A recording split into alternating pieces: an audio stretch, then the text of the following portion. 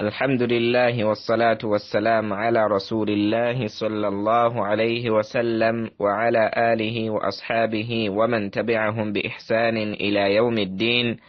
وسلم تسليما كثيرا. اللهم ما أصبح بنا من نعمة أو بأحد من خلقك فمنك وحدك لا شريك لك، فلك الحمد ولك الشكر. أمتند قنام جفق الله سبحانه وتعالى omusasizo w'ekisekingi Allah tatende bwana y'ekitendo kyonna nga kyabukendeevu. Tumusabasa okusaasira eri omubaka Muhammad sallallahu alayhi wasallam wamu ne ku basahaba be n'abantu bonna abaliwangaalira ku mbeera eyo gye yaliko omubaka paka enkomerero bweriyimirirawo. Tukakasa nti ebyengera byonna bye tulina n'ebyo bye tukyafuna byonna biva eri Allah subhanahu wa ta'ala. Tumwebaza ku byo era tumusaba abeere ng'atwongera. Allahumma amin. Ab'ebitiibwa balungi, tugende mu maaso n'omusomo gwaffe ogw'okwejjukanya ku byafaayo bya mutume Muhammad sallallahu alayhi wasallam, wamu nga tuli ku ntalo ze yalwana nga tuli ku ghazwatu Uhud, ku lutalo olwali olwokubiri mu ntalo ennene ez'Obusiraamu, era nga tulutambuddeko. Twalaba nti nno twakoma nga tulaba nti nno basahaba radiyallahu anhum beekuŋŋaanye wali omubaka sallallahu alayhi wasallam oluvannyuma lw'okubeera nga baali abasajja bafunzizza omubaka bamukuba. Era tubeere nga tweyongerayo. Agamba omuwandiisi w'ekitabo kyaffe kye tusoma Ar-Rahiq al-Makhtum aga nti wa khilala hadhihi al-lahadhati al-harja, mu kaseera ako ke twalaba omulundi ogwayita nga kazibu nnyo eri abantu bonna naddala eri omubaka Muhammad sallallahu alayhi wasallam, ijtamaa hawla an-nabi sallallahu alayhi wasallam isabatu min abtali al-muslimin, beekuŋŋaanya ewali nabbi Muhammad sallallahu alayhi wasallam ne bamwetooloola abamu min abtali al-muslimin, bachampioni abakugu mu kulwana. Minhum Abu Dujana, mubbo mwalimu omusajja ayitibwa Abu Dujana, wa Mus'ab bin Umair ne Mus'ab bin Umair, wa Ali bin Abi Talib ne Ali, wa Sahl bin Hunayf ne mbamno omusajja Sahal, wa Malik bin Sinan ne mbamno omusajja ayitibwa Malik mutabani wa Sinani, walidu Abi Sa'id al-Khudri. Ono Malik bin Sinan yazaala omusajja gwe tutera okuwulira ennyo asoma hadithi ennyo, ayogera ennyo hadithi z'omubaka, ayitibwa Abi Sa'id al-Khudri. Wa Ummu Ammara, ne mu baamwetoolwa Nabbi sallallahu alayhi wasallam mwalimu omukyala ayitibwa Ummu Ammara, maama Ammara ng'amannya g'amatuufu bamuyita Nasiba, Nasibatu binti Ka'b al-Maziniya, bamuyitanga Nasiba muwala wa Ka'b ng'ava mu kika eky'Abamazini oba Almaziniya. Mwalimu n'omusajja omulala ayitibwa Qatada bin Nu'man, ne mbaamu ne Umar bin al-Khattabi, ne mbaamu ne Hatib bin Abi Balta'a, ne mbaamu ne Sahal bin Hunayf, ne mbaamu ne Abu Talha. Be baba munno ku basajja ab'amaanyi bannamige abeekuŋŋaanya ku mbaka ne bamwetoolera okubeera nga bamukuuma. Kakati tubeere nga tulaba tada'ufu dhughtul mushrikina, oba pressure neeyitirira ey'aba mushrikina nga banyigiriza abaki abasiraamu okulinda Nabbi Muhammad sallallahu alayhi wasallam, gwe mutwe gwe tugenda okubeera nga tutunako ennyo olwaleero. Tada'ufu dhughtul mushrikin, pressure ey'aba bamushrikina nga banyigiriza abasiraamu neeyitirira obungi. Agamba nti kama kana adadul mushrikina yatada'af kulla anin, nga bwe kiri nti ennamba y'abamushrikiina bano abalwanyisa omubaka yatada'af, egenda yeekubisaamu, egenda yeeyongera kulla anin, buli ddakiika, kuba twakiraba nti baalinga abadduse kumbe bali mu kubuzaabuza ne bagenda nga bakomawo. Kati kana adaduhum yatada'af kulla anin, buli kaseera yagendanga ennamba y'abamushrikiina yeeyongera ku basiraamu ate abali abatono.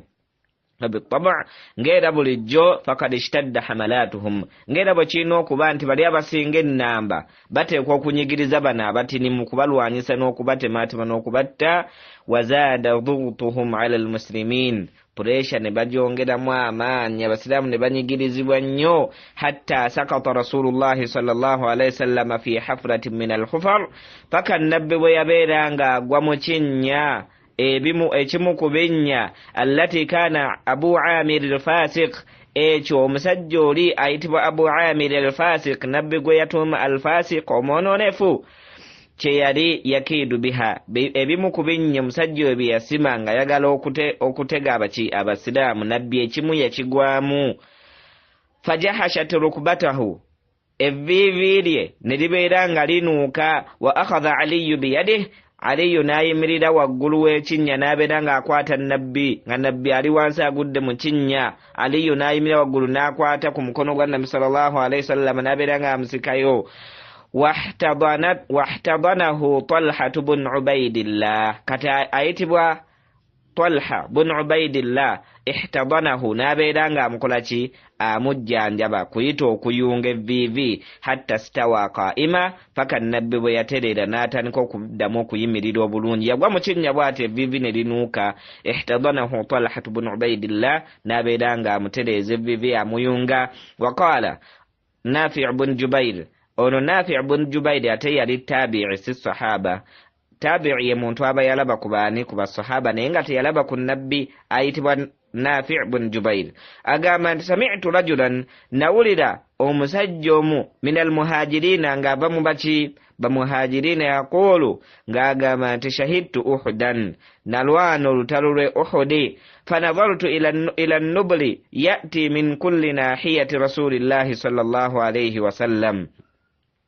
n'abeera ng'atunuulira obusaala obukuba omubaka nga buva ku buli sayidi oba okitegedde fanadhartu ila nubuli yati min kulli nahiyati rasulillahi sallallahu alayhi wasallam yaga nti nalwana olutalo Uhudi nendabanga bakuba omubaka obusaale nga buva ku buli luuyi lwonna kulla dhalika yusrafu anhu naye ng'obwo bwonna obwamukubibwanga nga bumutunuddemu nga basahaba babukola ki bamudafaa anhu bamukola ki bamuziiza babuziiza bwonna obusaale nga bugenderera kutta nabbi naye nga waliwo abasajja abamwetolodde bali mukola ki okubuziiza obutamutuukako aga nti walaqad ra'aytu Abdullahi bun Shihab az-Zuhri nalaba omusajja ayitibwa Abdullahi bun Shihab az-Zuhri kakati ono si oli gwe twogera okusomako ennyo mu hadithi ogwe tulosomako mu hadithi ayitibwa Muslim bun Shihab az-Zuhri naye ono sahaba ayitibwa Abdullahi bun Shihab az-Zuhri yaqulu yagamba nti yawmaidh ku lunaku olwo omusajja oyo si sahaba yali musajja mukafiri yagamba nti Abdullahi bun Shihab az-Zuhri yamuwulira ng'agamba nti yaqulu yawmaidh ku lunaku olwo ng'agamba daluni ala Muhammad mubeere nga mundaga omusajja ayitibwa Muhammad fala najawtu bwe mutamundage n'empona fala najawtu nja kuba siwonye innaja bw'anaawona olaba Muhammad oyo bw'anaawona nze nja kuba sikoze ekisiwonye wa rasulullahi sallallahu alayhi wasallam ila janbihi kakati abyogera omusajja nti mundage Muhammad mutte bw'anaawona nze naba siwonye kakati wa rasulullah sallallahu alaihi wasallam ila janbihi nga nabbi amuli kumpi awo ng'amuwulira naye nga ye tamulaba nga tasobola mwawula mu balala ma ma'ahu ahad nga nabbi amuli kumpi naye ng'ate talina gwali naye thumma jawazahu nabbi n'amuyitako mpolampola fa'atabahu dhalika Safwan kakati omusajja oyo olw'okwogera ekigambo ekyo yamunenya nnyo ayitibwa Safwan faqala ngabeera ng'agamba nti wallahi ma ra'aytahu tomulabye ahlifu billahi annahu minna mamnu' agamba nti ndayira Allah tomukoze eki tomulabye ate ng'akoze eki abadde kumpi awo fakharajna arba'a omusajja ayitibwa Safwan eyaata benyono yayogera Abdullahi naga nti fakharajna arba'a netufuluma abantu bana netwekwata bana fata'ahadna wata'aqadna ala qatlihi netuwaga okubeera nga tutta omusajja oyo naye awaga okubeera nga tannabbi naffe netumunoonya tubeere nga tumukola ki tumutabana falam nukhlis ila dhalika ekyembi naye tetwamukola ki tetwamugwako naye nga tumaze okumwewerera kakati tugende ku muntu oguddako mu kitabo kyaffe albutulatu annadira oba buyita obuzira bwe bayita albutulat obuzira annadira obutalabikanga nako gwe mutwe guliwo obuzira abasiraamu bakozesa obwali tebulabibwangako tugende mu maaso agamba nti waqama almuslimuuna bibutulati nadira abasajja abasiraamu baateekawo embeera n'obuzira obw'ekika ekyawaggulu watadhiyatin ra'i'a tadhiya kitegeeza okwesaddaaka watadhiyatin ra'i'a okwesaddaaka okutannalabikako lam yu'raf laha taarikhu nadhiran nga history tawandiikangako ku buzira basahaba bwe baakozesa kyaga nti lam yu'raf laha taarikh history abawandiisi b'ebitabo by'ebyafaayo tebalabanga ku buzira bwonna abasahaba be baayolesa ate ku mulundi guno gwe tugenda okugenda mu maaso agamba nti kaana abu talha omusajja ayitibwa abu talha kaana yasuuru nafsahu bayina yadayi rasulillahi sallallahu alayhi wasallam yalinga yeetooloola omubaka bw'ati wayarfau sadrahu liyuqiihi an sihaami aladow asobole yabeeranga nga yeetooloola omubaka sallallahu alayhi wasallam wayarfau sadrahu ng'agenda ateekawo ekifuba kye bw'ati liyuqiihi an sihaami aladow asobola okubeera ng'ataasa nabbi obusaale buno obuva mu ba'adow abalabe agamba Anas bin Malik atunyumiza Anas ayitibwa sahaba ayitibwa Anas bin Malik agamba nti lamma kaana yawma Uhud olunaku we lwali olunaku lwe Uhud yani mu lutalo lwe Uhud inhazama annaasu ani nabi sallallahu alayhi wasallam abantu baayabulira omubaka n'asigala yekka naye wa Abu Talha bayna yadayhi mujawwibun alayhi bihajifatin lahu n'asigaza omusajja ayitibwa Abu Talha bayna yadayhi ng'ali mu maaso ge agenda amwetooloola bw'ati mujawwibun alayhi bihajfatan lahu ngagena mu protectinga n'engabo ye wa kana rajulan ramiyan yali musajja nga ramiyan ayitibwa ramiyan ye muntu omukasusi oba omukubi w'akasaale shadidu nazr nga muteebi mulungi nnyo bw'abanga akubbe akasaale ne kakwasa aleetera ddala obulabe nga bw'amaanyi kusra yawmaidhin qawsaini yani ganti kasara yawmaidhin qawsaini aw thalatha okumanya omusajja Abu Talha yali musajja mukubi wa busaale mulungi wootuukira okukuba akasaale yani kana akagendamu akasaale koosikirako booti n'okamenya akasooka n'omenya n'akookubiri n'omenya n'akookuso kitegeeza maanyi mu mukono na kubanga okuba tageti aga nti kassara yawmaidhin qawsaini aw thalatha ku lunaku olwo yakozesa busaale ng'amenya kamu kamu obusaale nga bubiri oba busatu wa kana arrajulu yamurru ma'ahu bija'batin minan nibal kakati omusajja omu ku basajja basahaba yabeeranga ng'ayita ku musajja ono ayitibwa Abu Talha ng'ayina akati akayitibwa ja'ba ke kantu nga bw'olaba akagendamu obusaale akagoye ako oba kayita akasawo akatono omubeera obusaale bamuyitangako Abu Talha nga bonna bamumanyi nti musajja mukubi wa tageti mu kasaale muzibu nnyo nga buli omu agamba ayina obusaale agamba unsuru hali Abi Talha kwata obusaale obuno obuwooli atusinga ffenna ngaga nti unsuru hali Abi Talha beera nga obukola ki obumuweereza abeere nga akubira ddala tageti agamba Anas bin Malik aga nti wayashirifu nabi sallallahu alaihi wasallama nabbi yalingaawo abeera akola ishrafu kitegeeza okusupervisinga nga nabbi abeera walaba ebintu bitambula bitya yanzuru ila alqawm alaba abantu buli omu akola atya alwana fayaqulu Abu Talha nabbi Abu Talha ng'agamba nabbi nti bi abi anta wa ummi ng'alayira Allah subhanahu wa ta'ala ng'agamba nti la tushrif tokola ki tosupervising ya Rasulullah yimirirawo mu kifo kimu yusibaka sahmu min sihami alqawm oba oli awo bw'onaatambula akasaala akamu mu busaale bw'abali kayinza okukuba ya Rasulallah n'agamba Abu Talha n'agamba nti nahri duna nahrik kana akagamo kakulu n'agamba nti nahri ya Rasulallah nahri kabakubemu nze bulago bwange kabatemenze duna nahrika nga tebasseemu ggwe ebyo ebigambo osobola bisanga mu sahihu al-Bukhari peji ey'okutaano mu mujalladi ogwokubiri agamba nti ya Rasulallah nahri duna nahrik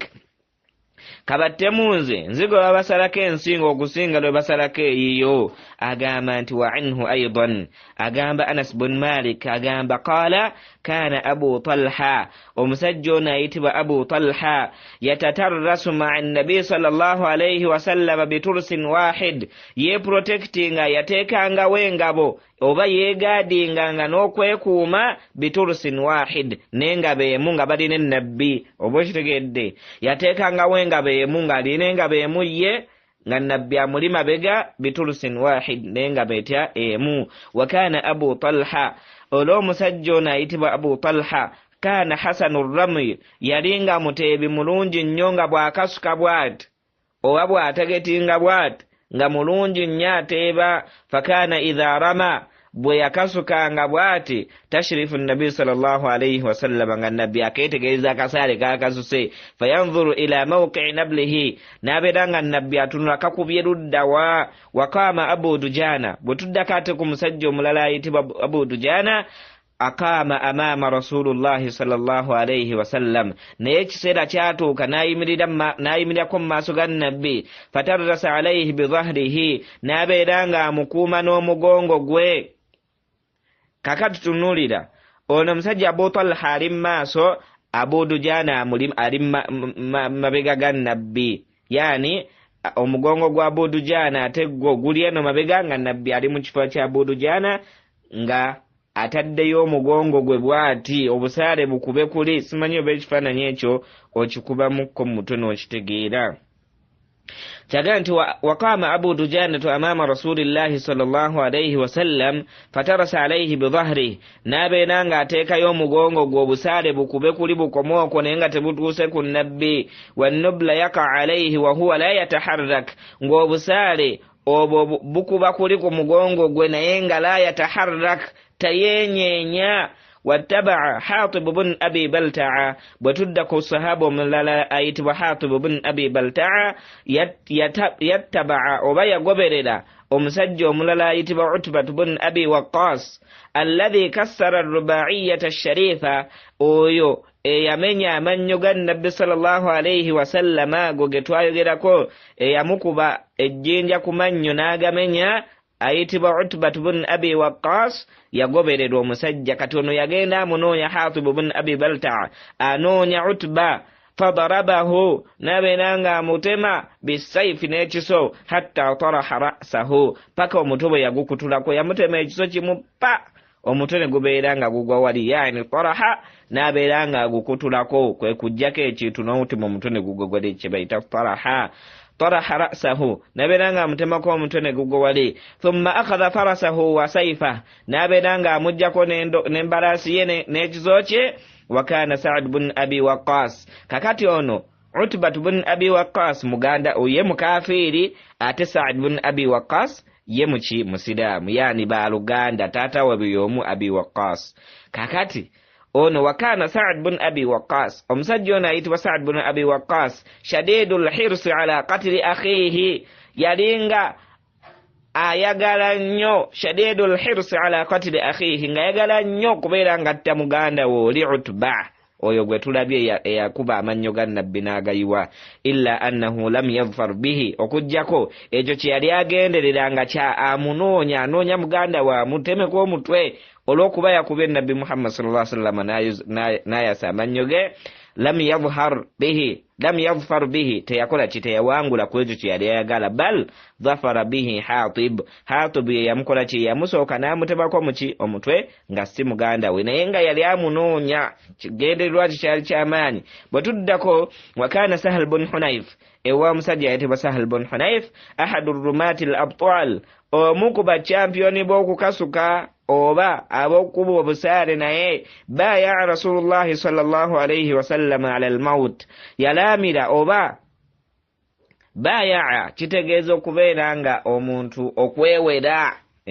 Baya Rasulullahi sallallahu alayhi wasallam ala al-maut, yewerera nabbi nti ya Rasulallah, ze nja kukufiirako, nja kufa nga nkutaasa. Thumma qama bidawrin fa'alin fi dhawdil mushrikin era yakola omulimu gw'amaanyi nnyo okubeera nga azzayo ennumba z'abamushirikina kubeera nga tebatuuka ku mubaka Muhammadi sallallahu alayhi wasallam. Wa kana rasulullahi sallallahu alayhi wasallam yubashiru rimayatu binafsihi, tulaba nti nno nabbi sallallahu alayhi wasallam yeke nnyini yeekwatirangamukko ku busaale nga naye akasuka. Fa an Qatadatu bni Nu'man, hadithi ng'eva ku Qatadatu mutabani wa Nu'man aga nti anna rasulallahi sallallahu alayhi wasallam rama an qawsihi hatta ndaqqat siyataha. Nabbi agamba nti Qatada tunyuza n'atugamba nti nno omubaka sallallahu alaihi wasallam rama an qawsihi, yeke nnyini yeekwatiramu ku kasaale ke n'abeera ng'akawanika kuba hatta ndaqqat siyataha, paka akasaale kano nako wekaabeera nga kakola ki, ne kabeera nga kamenyeka.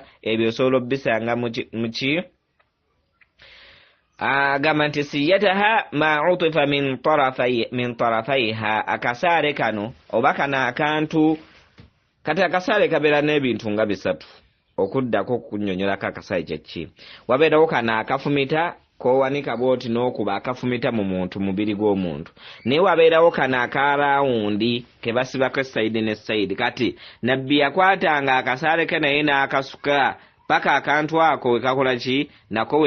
wekayonooneka. Fa akhadhaha Qatada bni Nu'man, Qatada bni Nu'man n'abeera nga akakwata. Fakanat indahu, bwe kamala okumenyeka Qatada n'akakwata n'abeera nga akatereka. Wa usibat yawmaidhin aynahu, kakati agamba Qatada yeke nnyini atunyumiza, agamba nti amala okukwata akasaale ka Nabi Muhammad sallallahu alaihi wasallam kabadde akubisa nga kamenyese. Wa usibat yawmaidhin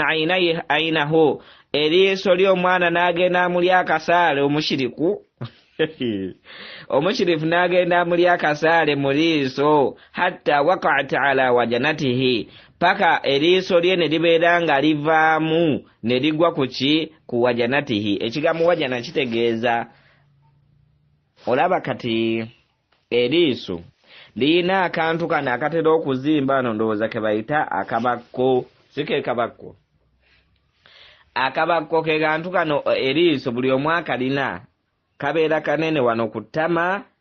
akatera okuzimba wano kabeera wansi w'eriiso, kazimba ku ttama ke bayita wajana. Kakati ono Qatada bni Nu'man omwana amulidde akasaale, eriiso ne likola ki, ne livaamu ne ligwawo ku kantu ako.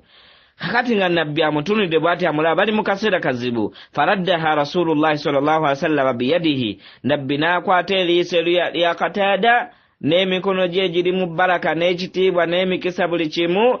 n'abeera ng'alizzaayo munda. Faraddaha, n'abeera ng'alizzaayo biyadihi, n'emikono gye egy'ekitiibwa egijjudde emikisa. Era bwe yalizzaayo eriiso, fakanat ahsana aynaihi wa ahaduhuma, era omusajja oyo lyeriiso lye lyalinga lisinga obulungi oluvannyuma lw'okubeera nga likwatibwako emikono gya Nabbi Muhammadi sallallahu alayhi wasallama. Wa qatala Abdurrahman bun Auf, wetudda ku musajja ayitibwa Abdurrahman bun Auf, naye yalwana nnyo. Hatta usiba fuhu yawmaidhin fahatama, naye yalwana nnyo Abdurrahman bun Auf paka omwana bwe yabeera nga amuli ekiso ku mumwa ne gubeera nga nagwo guyiika ne gwogole. Fahatama, yani ne gubeera nga guno ogwa wansi gugudde bwe guti, omwana agulidde ekiso. Wajuriha 20 jaraha au akthar, yabeera nga afuna ebisaga ebisukka ku 2. Asabahu ba'daha fi rijlihi fa'urija, yabeera nga ebimu ku byo yabifuna ku magulu, ebirala ku mikono. Fa'urija, naye Allah namusasi n'abeera nga awona. Wamtassa Malik bun Sinan walidu Abi Sa'id al-Khudri, wamtassa omusajja ono ayitibwa Malik bun Sinan, yabeera jjukira twalabye nti nabbi yakubibwa ettama n'afuna amannyo ne gatandika okubeera nga gayiika omusaayi. Kati mutassa Malik bun Sinan, omusajja ayitibwa Malik bun Sinan yafuna ekigoye n'abeera nga ajja omusaayi ku kintu ekyo Nabbi sallallahu alaihi wasallam kye yali ayambadde ku ttama, okubeera nga asangulamu omusaayi mu ttama lya Nabbi Muhammad sallallahu alaihi wasallam, hatta anqaahu, paka yabeera nga agukola ki, agumalamu. Faqala majjih, nabbi nabeeranga amugamba nti owaaye genda mu maaso. Faqala wallahi la umajjih abadan, sigenda kuleka wano ya rasulallah. Naye ate n'afunawo ebinkwata. Thumma adbara yuqatil, naga nabbi kasita gw'ogambye kaŋŋende mbeere nga nnwana, nabeera ng'akyusa n'agenda ng'alwana. Kakati bw'akyuka bw'ati, faqala nabbi sallallahu alayhi wasallam, nabbi n'agamba nti man arada an yanzura ila rajulin, ani ayagala okubeera ng'atunula ku musajja min ahli aljanna, omusajja ow'omujjana. Oba oyagala okulaba ku muntu w'omujjana, jjukira wano ku nsi tosobola kugamba muntu nti gundi ono wa mujjana oba gundi oli wa muliro, tekikkirizibwa. Naye nabbi abaga nti ani ayagala okulaba ku muntu w'omujjana, falyanzur ila hadha, abeere ng'atunulira omusajja oyo Malik ibn Sinan, kubanga wamuki wa mujjana. Fakutila shahidan, eventually n'akola ki, n'abeera ng'attibwa. Ab'ebitiibwa balungi, tugenda kubeera nga tumaliriza omusomo gwaffe ogw'olwaleero. Fakutila shahidan, omusajja ono Malik ibn Sinan n'abeera ng'attibwa nga muki, nga mujulizi, n'abeera ng'ayingizibwa ejjana. Waqatalat Ummu Ammara, bwe tutunako ku mukyalo oli ayitibwa Ummu Ammara gwe twalabye erinnya lye nga bamuyita Nasiba, agamba nti fa'taradat libni Qam'a, yabeera nga yeeyolekera eri omuvubuka oli gwe twasomako omulundi gwaffe ogwayita ayitibwa Ibn Qam'a fi unasin min almuslimin, n'abeera nga amulumba omukyalo ono. Kakati bano abakyala abazira, bano bakyala abazira betuwulira, so si bano bakyala b'olwaleero. Atasaana kubeerawo nga protecting omusajja wadduka naye buki boddosi, bano bakyala abazira. Ummu Ammara Nasibatu binti Ka'b, kakati agamba naye ali mu kuprotectinga mubaka sallallahu alayhi wasallam, nalumba omusajja ayitibwa Ibn Qam'a. Jukira abakyala bo tebabeera namaanyi. Fadarabaha Ibn Qam'a, omusajja ono Ibn Qam'a n'abeera nga amutema, atema akakyala kano oba omukyala ono ala atiqiha, ku kibegabega ky'omukyala ono, darbatan, olutema lumu, tarakat jarhan ajwaf, ne lubeera olutema olwo lwe yatema omukyala ono ku kibegabega, ne lubeera nga lulekako ekisago eky'amaanyi ennyo, yani nga kyamunda. Wa darabat hiya Ibn Qam'atu iddata darabati bisayfiha, nga bw'omanyi abakyala era nebeera ng'akwata ekiso kye omukyala ono Nasiba oba Ummu Ammara, n'abeera ng'akwata nga naye atema bw'ati. Jjukira ono musajja mulwanyi, n'amutema iddata darabat, obutema obwaki obw'enjawulo. Lakin kanat alayhi dir'ani fanaja, omusajja ono yalina engabo ate ye za mirundi ebiri. Fanaja, n'abeera ng'akola ki, awona. Naye tulaba nti omukyala ono yayolesa obuki, obuzira. Wa bakiyat Ummu Ammara hatta asabaha 12 jarhan, omukyala ono n'abeera ng'asigalawo paka naye bwe yafuna ebisago ebisukka 12. Kakati bwe twogera mu lutalo luno olw'ebiso ne bagaba ebisago 12, kitegeeza olwanyi olutalo lw'amaanyi nnyo, kati ate we bisukka kaawo. Waqatala Mus'ab bin Umayr